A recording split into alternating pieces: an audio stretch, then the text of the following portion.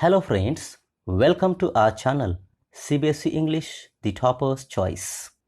In this video, we are going to discuss multiple choice questions of class 9th, 4th story from the supplementary reader book Movements in the Kingdom of Fools. Let's go. Question number 1. What does this story speak about? Options are kings, kings and their ministers, a kingdom ruled by a foolish king and his silly minister, or all. And the right answer is a kingdom ruled by a foolish king and his silly minister. Question number 2. What kind of story is this? Options are a folk tale, a mock tale, a humorous, or a serious. And the right answer is a folk tale. Question number 3. What does this story throw light upon? Options are foolish people and the dangers they pose, kings and their ministers, always be happy, or wise people. And the right answer is foolish people and the dangers they pose. Question number 4. What is the theme of this lesson? And the options are foolish people are unpredictable and dangerous, kings are dangerous, gurus are wise, or have good friends. And the right answer is foolish people are unpredictable and dangerous. Question number 5. Why are the people in the kingdom called foolish? Options are because they follow all the ridiculous orders passed by their king, because they listen to their king, because they do silly things, or because they are foolish. And the correct answer is because they follow all the ridiculous orders passed by their king. Question number 6. What is the message of the story? Options are be wise and stay away from foolish people, listen to the kings, kings are fools, or none. And the correct answer is be wise and stay away from foolish people. Question number 7. How did the Guru save the people of the kingdom? And the options are by flattering the king, making the king believe that the new stake will bring fortune, by helping the kingdom getting rid of the foolish king and his silly minister, or all. And the right answer is all. Question number 8. Who were the idiots? Options are king and his minister, people, gurus, or all. And the right answer is king and his minister. Question number 9. What did the king and his minister decide to change? And the options are people, customs, night with day, or all. And the right answer is night with day. Question number 10. How was the night changed with day? Options are people would work at night and sleep during day, by lighting the kingdom, by decorating everything, or none. And the correct answer is people would work at night and sleep during day. Question number 11. How were the people made to obey the king's orders? Options are by threatening to kill, by speaking to them, by showing them sword, or none. And the correct answer is by threatening to kill. Question number 12. Who visited the kingdom? Options are a guru and his disciple, a king from another kingdom, a merchant, or a princess. And the right answer is a guru and his disciple. Question number 13. What did the guru and his disciple find at the grocery shop? Options are many beautiful things, same price for all the things, a duddu, or none? And the right answer is same price for all the things. Question number 14. Why was the Guru initially happy? And the options are because of the capacity of buying all things at a nominal price, because of the change systems, because of the foolish people, or all. And the right answer is because of the capacity of buying all things at a nominal price. Question number 15. Why did Guru decide to leave the place? Options are because of some urgent work, he had a message to leave the place, king ordered to leave the place, or because he thought that it was not safe to be with fools for a long time. And the right answer is because he thought that it was not safe to be with fools for a long time. Question number 16. Who left the city? Options are disciple, guru, silly minister, or king. And the correct answer is guru. Question number 17. What did the guru tell his disciple? And the options are the people were innocent, the city was full of surprises, behavior of foolish is unpredictable and it was not safe to live with them, or none. And the correct answer is behavior of foolish is unpredictable and it was not safe to live with them. Question number 18. Who broke into the merchant's house? And the options are king, silly minister, disciple, or a thief. And the correct answer is a thief. Question number 19. How did the thief enter the merchant's house? Options are jumping the wall, from the back door, by making a hole into the wall, or none. And the correct answer is by making a hole into the wall. Question number 20. What killed the thief after the loot? And the options are a man stabbed him, a knife, wall of the old house fell on his head and killed him, or none. And the correct answer is wall of the old house fell on his head and killed him. Question number 21. Whom did the thief's brother blame for the death of the thief? Options are destiny, people, merchant, or all. And the correct answer is merchant. Question number 22. How did the merchant escape from the punishment?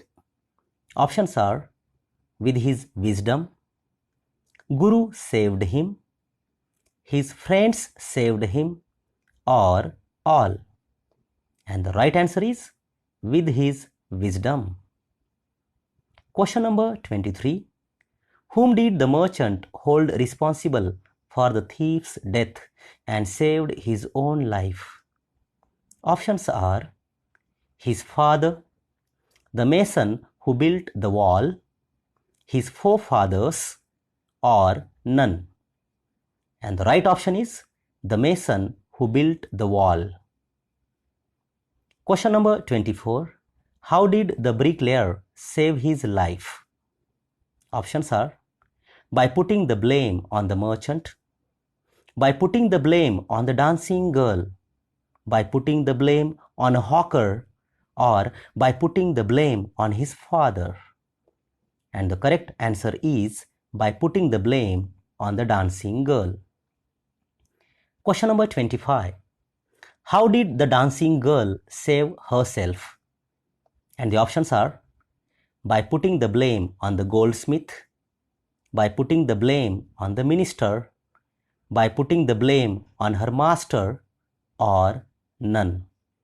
And the right option is by putting the blame on the goldsmith. Question number 26. How did the goldsmith save himself? And the options are: by putting the blame on merchant's father, by putting the blame on the dancing girl, by putting the blame on his worker, or none. And the correct answer is by putting the blame on merchant's father. Question number 27. What did the merchant plead? Options are: it was his father's deal and not his.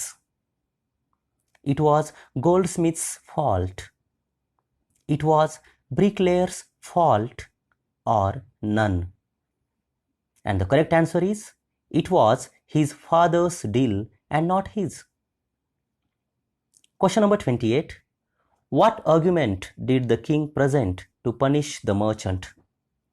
The options are: he inherited his father's sin in the same way as he inherits his wealth. He must sacrifice for his father's sake. He must accomplish his father's half-done works, or none. And the right answer is he inherited his father's sin in the same way as he inherits his wealth. Question number 29. Why was the merchant not executed? And the options are: because he was too thin to fit in the stake, because he was crying, because he pleaded before the king, or none. And the correct answer is because he was too thin to fit in the stake. Question number 30. Who did the king decide to execute in place of the merchant? The options are: a man who became fat because of eating, a poor man, merchant's relative, or none. And the correct answer is a man who became fat because of eating. Question number 31. To whom did the sannyasi pray in his heart before being executed? And the options are: God, his deceased father, Guru, or all. And the correct answer is Guru. Question number 32. How did Guru realize his disciples' plight and reach to save him in the kingdom? Options are: with his magical power and vision, a disciple informed him, a spy helped him, or all. And the correct answer is with his magical power and vision. Question number 33. What did the Guru plead to the king to save his disciple? Options are: to kill him first and later his disciple. The king was great, admired the king, or none. And the correct answer is to kill him first and later his disciple. Question number 34. What did Guru tell the king? Options are: that he was great, that whosoever would die first, the God of justice would be happy and would give him a chance to reborn as a king, that his sacrifice would bring fortune to the place, or none. And the right answer is that whosoever would die first, the God of justice would be happy and would give him a chance to reborn as a king. Question number 35. What made the king and his silly minister go for the stake first? And the options are: Guru's words and their own foolishness, their greed, their foolishness, or all. And the correct answer is Guru's words and their own foolishness. Question number 36. Why did the king and his ministers decide to go for the stake themselves? Options are: because of Guru's words and their greed to take the benefit themselves, people's words, Guru's cunning words, man's plight. And the correct answer is because of Guru's words and their greed to take the benefit themselves. Question number 37. How did the king and his men make the Guru and his disciple free?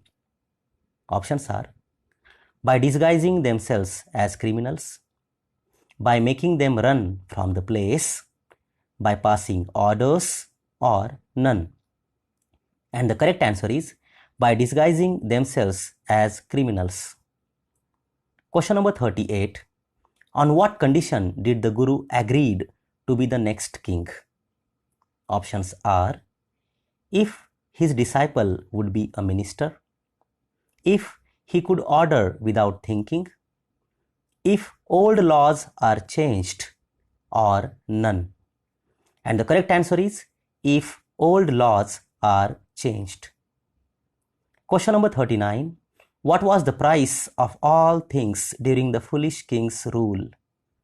Options are 5 dudu each, 4 dudu each, 1 dudu each, or 2 dudu each. And the correct answer is 1 dudu each. Question number 40.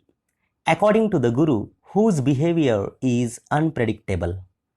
And the options are kings, peoples, foolish peoples, or disciples. And the correct answer is foolish peoples. So dear friends, if you have liked this video, please click on like, subscribe the channel and click on the bell icon to get more videos like this. Thank you very much for watching.